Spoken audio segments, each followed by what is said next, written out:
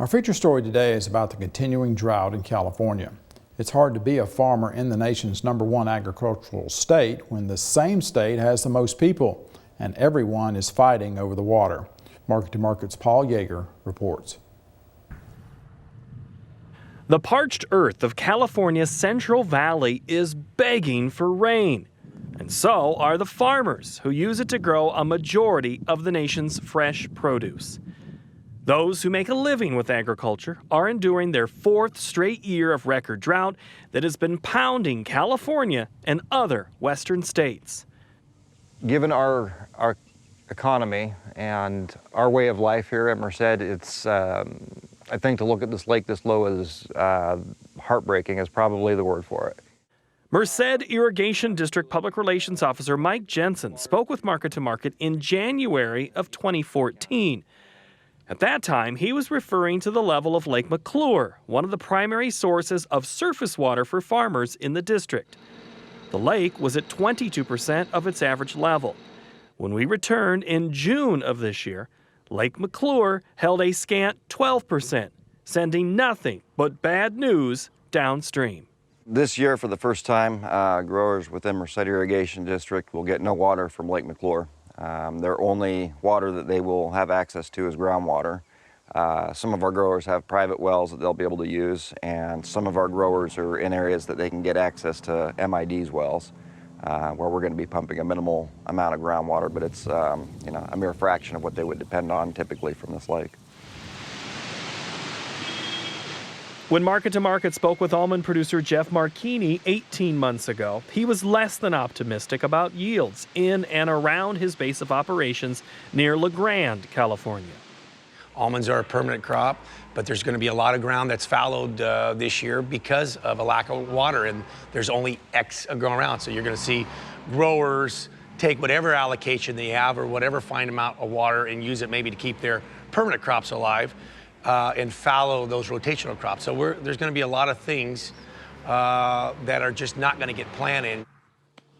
A year and a half later, Marchini was defending the amount of water he was using to keep his remaining trees alive. Everybody, throughout the valley has made changes, adjustments to try to get us through predominantly our permanent crops this year. Who we are as American farmers are, we're tasked with the job of feeding the world, right? I just want to feed California at this point, and we're going to have difficulty doing that as we continue down the road if we don't acknowledge the value of the water. Water has always been a contentious issue in the Golden State, but the fight over how and how much of the precious resource will be used in the nation's salad bowl is heating up. While 77,000 farmers continue to find new and different ways to squeeze more water out of Mother Nature's grasp, some believe that farming is the culprit for the water shortage that California's 38.5 million residents are facing. The California-based Sierra Club, a grassroots environmental organization that credits itself with helping pass the Clean Water Act, thinks farmers could do more. In a statement to Market this week, Sierra Club Sacramento president Catherine Phillips said, "A majority of farmers have not done enough to reduce their water usage during the severe drought, either by not updating to the latest irrigation technology or by continuing to plant water-intensive crops. If this drought becomes the new normal, farmers are going to have to do more. Everyone needs to do more." According to a study by the University of California, Davis, the drought has already rung up $2.7 billion in damages due to lost crops, livestock losses, and increased payments for pumping groundwater. The study goes on to show an estimated 565,000 acres of farmland will be fallowed due to the drought. No one wants to see that kind of activity taken out of the economy. But when you look at the resilience of the California agricultural economy and the diversity that we have, that's really going to help carry us through. Now, of course, the longer this drought continues, the more inevitable some of those hard decisions will be. Rice producers north of Sacramento are faced with those hard decisions this year. they will plant 175,000 fewer acres of rice because of the dry conditions. Some farmers found that selling their water made more money than raising a crop. Who gets to pull water from California's rivers for agricultural use is based on who has the strongest rights to do so. Farmers who own land settled before 1914 have riparian water rights, also called senior rights. These allow a property holder whose land borders a stream or river to use the water as they see fit. In an unprecedented move, senior water rights holders in the Sacramento-San Joaquin River Delta voluntarily cut water usage by 25% in hopes of avoiding harsher government-imposed restrictions further down the road. The farmers proposing the deal would either take less river water for irrigation or leave 1/4 of their crops unplanted. The water users with less secure usage rights or junior water rights are not afforded the same luxury.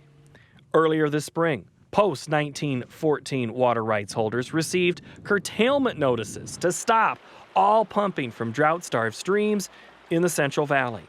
Those producers are now relying solely on underground wells to supply their operations. In my opinion, water rights are an integral part of your land. I don't think there is a perfect system, but the water rights seniority system, the older they are, the more secure they are, is as good as any system I've seen. As the battle over water continues, some see the opportunity to find common ground on what it takes to flourish in the face of this record drought.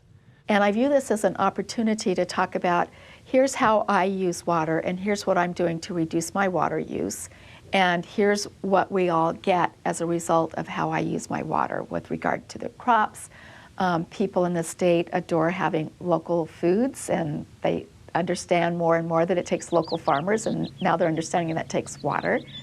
So I view this as an opportunity for a conversation to really reconnect urban and rural California. We're in this together. It will take every Californian to really do their part. For Market to Market, I'm Paul Yeager. You can watch this story again on California's drought on our Farmweek website, Facebook page, or YouTube. You can also see the video and the script at Market to Market's Iowa Public Television website.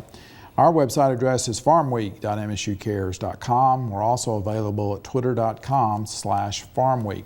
And Leighton, I think we're going to see permanent movement of fresh vegetable production out of California. A lot of it will probably be picked up by imports, but I think we're going to see some move back east. I think we have to, because who can do that kind of investment and not know if you're going to have water for it? Correct.